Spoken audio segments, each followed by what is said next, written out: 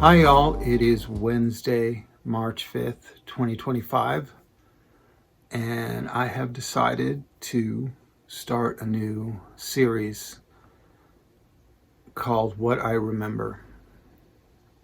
And I used to have some videos online where I would talk about life here, life there, and goes back quite a ways. And it's interesting and embarrassing watching myself throughout the years. If you want some entertainment, you can look back on my channel. I still have them up for now. But I am turning 60 January of next year.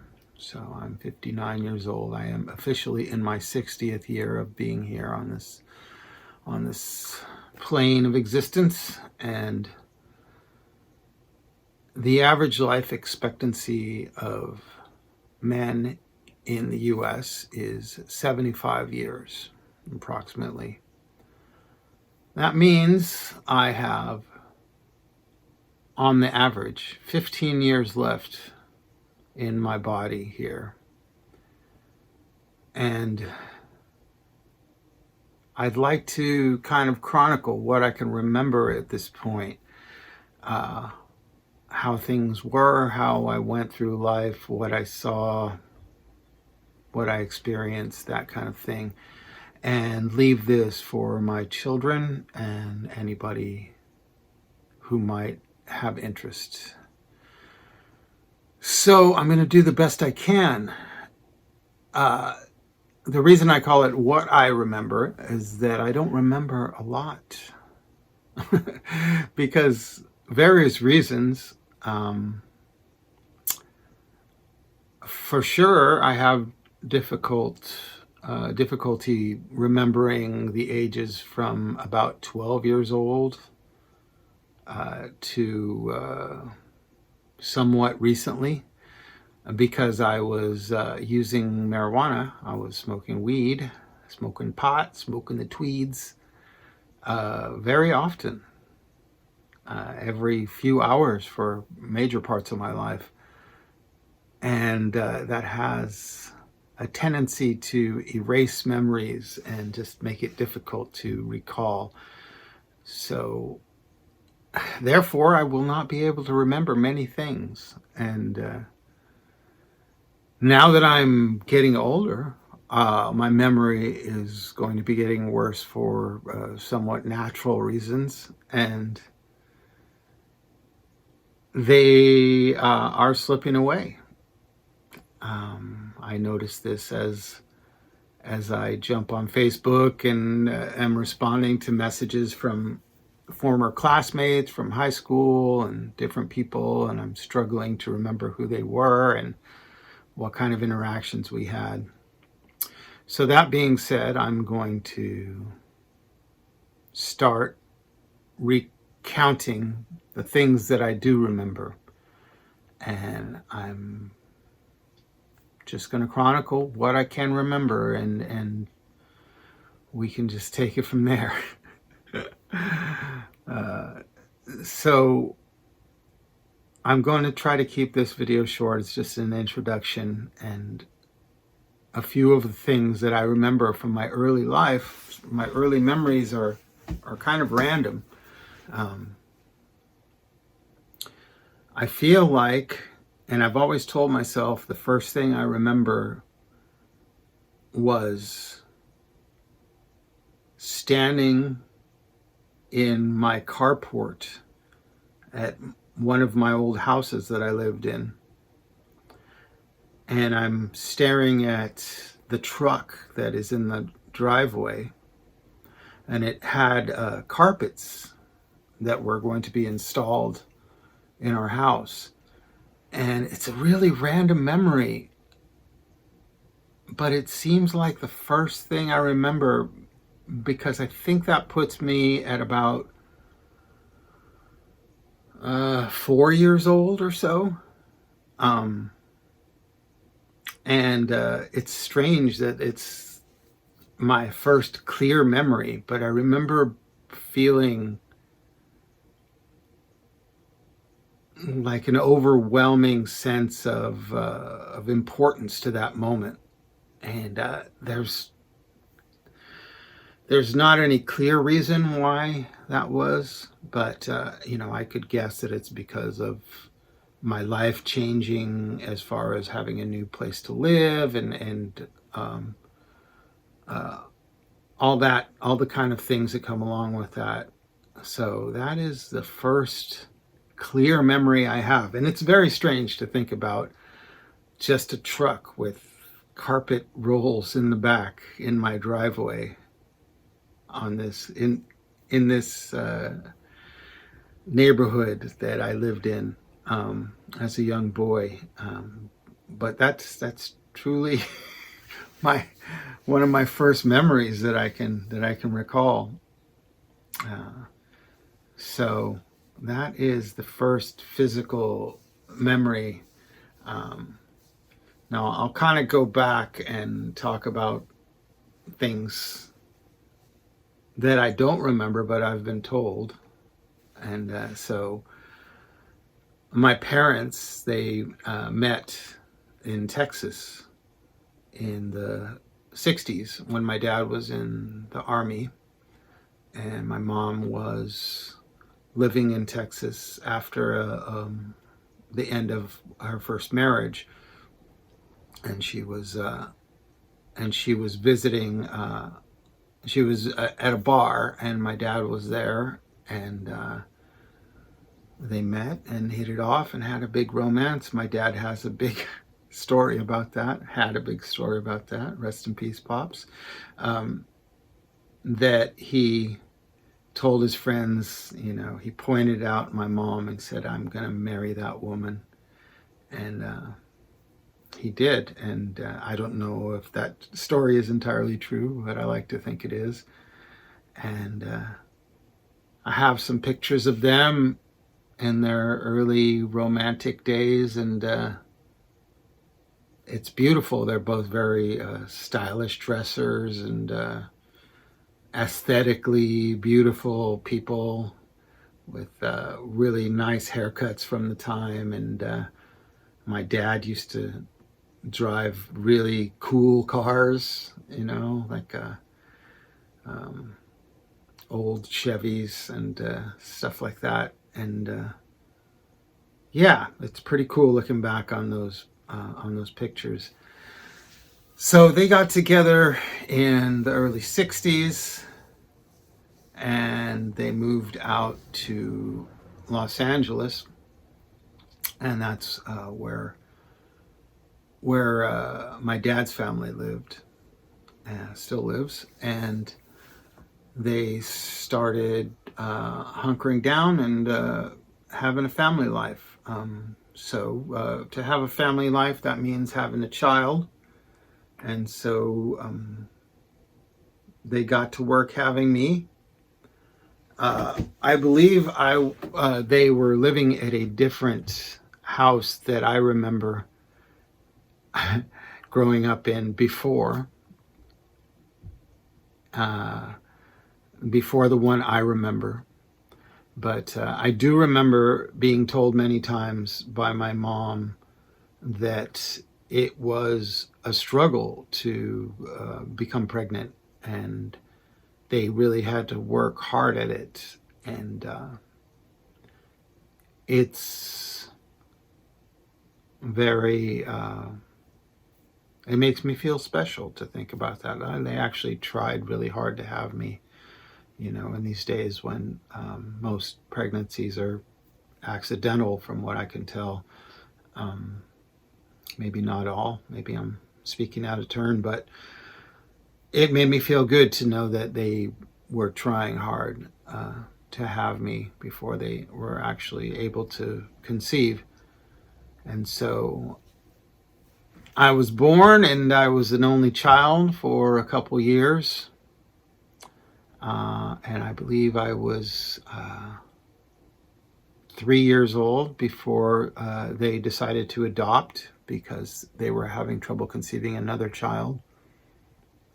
And around that time is when I start having memories of my life.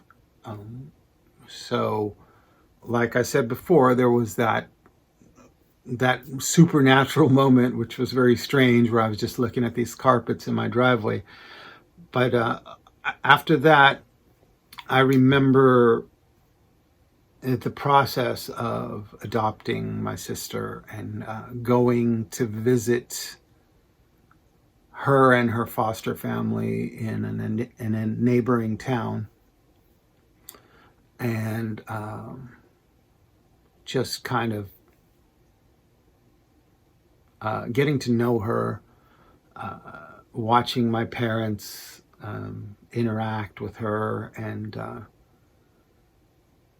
feeling like it was kind of normal. I didn't realize this was kind of a unique situation at the time. Just going through the motions as a child, just being dragged around and being told, okay, this is what's happening. This is what's happening.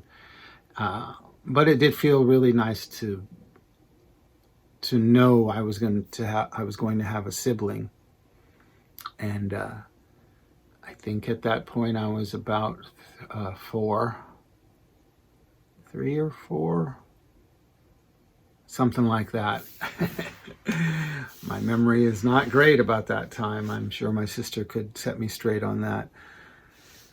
So we adopted her, and at this point we're living in San Gabriel, and that is a little town, a small suburb at the time, mostly Latino and white at that time, and it was a nice neighborhood to grow up in.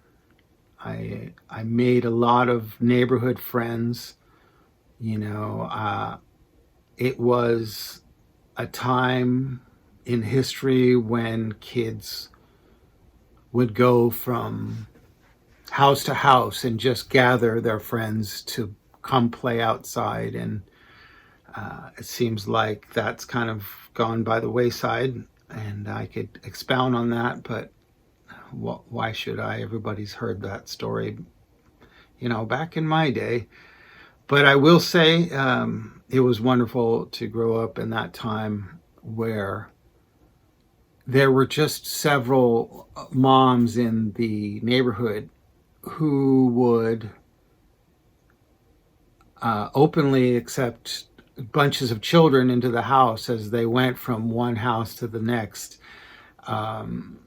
gathering up friends, having snacks, having lemonade and Kool-Aid and fruit punch and drinking from the hose, and all the cool stuff that we did. And it wasn't all positive. There was like a lot of a pecking order kind of things, where you had the older, bigger children kind of flexing on the young kids, and we all kind of made fun of each other for this and that, and it was not always pleasant, but I have pretty good memories of that time. One of the things I remember is I lived on a dead-end street. It's a very short dead-end street called Acaso Drive, and since it was a dead-end street, we all the kids would be free to play out in the street, because there was hardly a time when a car would come down the street where you'd have to hide, get out of the way. So therefore we would have ball games in the street, like sort of like baseball-ish kind of games, and football, and bike races. And I remember, in particular, the bike races. It wasn't just bikes, and I have good memory of that, because we all had like different kinds of vehicles. I had a big wheel, which is like a tricycle with a big wheel in front, and it was all plastic, and you could slide and do slides, and that was really fun. And at one point, I had one of these. It had two giant wheels on the side, plastic wheels, and you turn them with your hands, and you could go in circles. And I don't remember the name of it, but it was a kooky little contraption.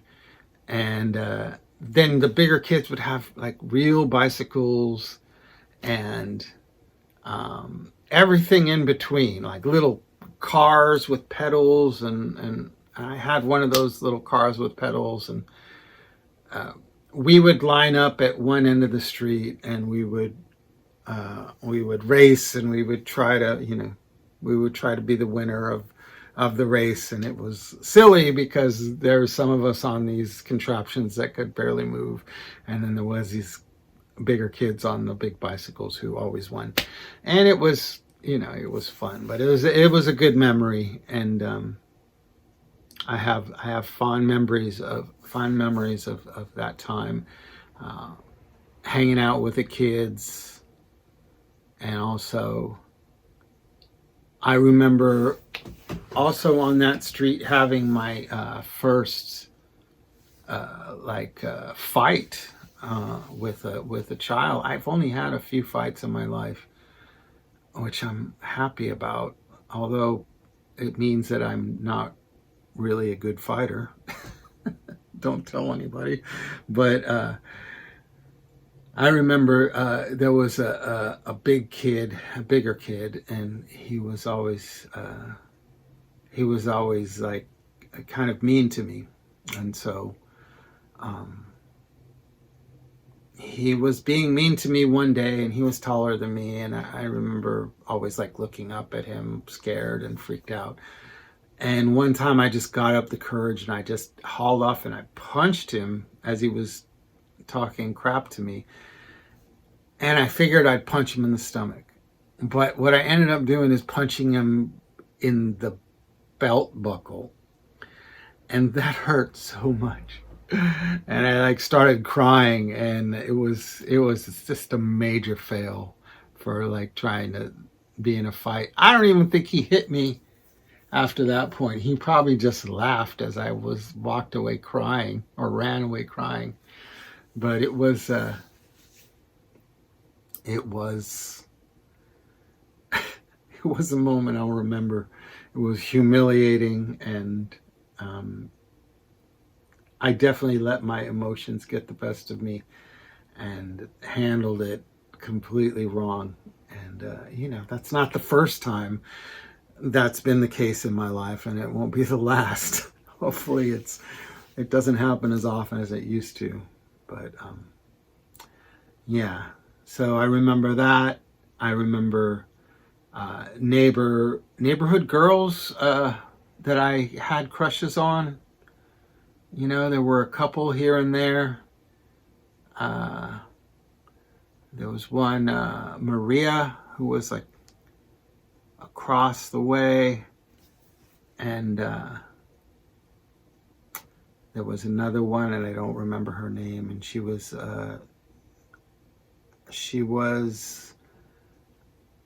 just the two houses over, and I can't remember what country her mom was from, or her family was from. They were either Greek or Slavic, but they always had really exotic, good treats.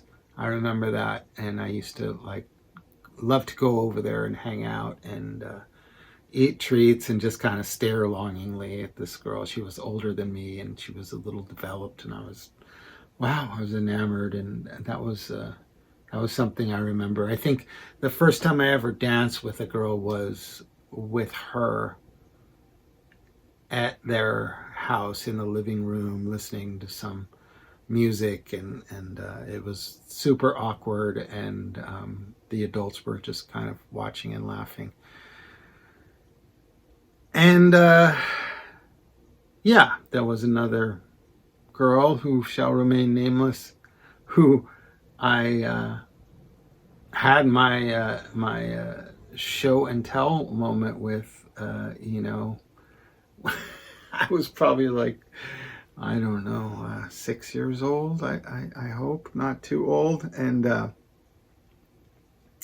we decided to sneak around the back of my house and display our anatomies to each other in a pretty innocent fashion. We were both just kind of like, whoa, what is that?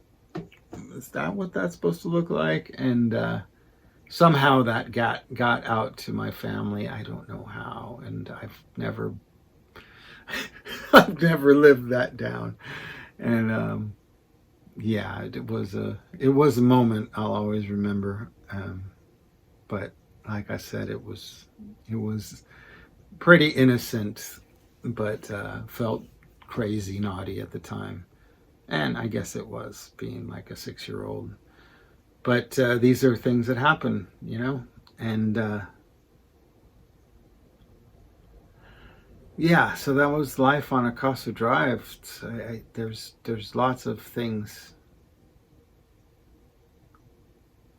Lots of things.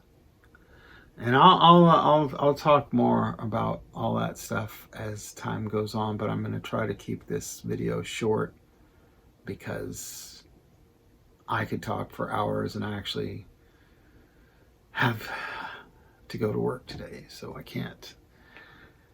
So hopefully you enjoyed this. Hopefully you have good memories of your childhood, and I will continue documenting these things as I find time to do it, and it will be nice to go back into my memories and dredge this stuff up. Mostly nice, you know. It's a lot of traumatic stuff that happens to all of us as we get older, and we'll see how much I share of that. So that's it. Hope you all are well. Hope you enjoyed this little trip down my memory lane, what's left of my memory. And I'll talk to you all soon.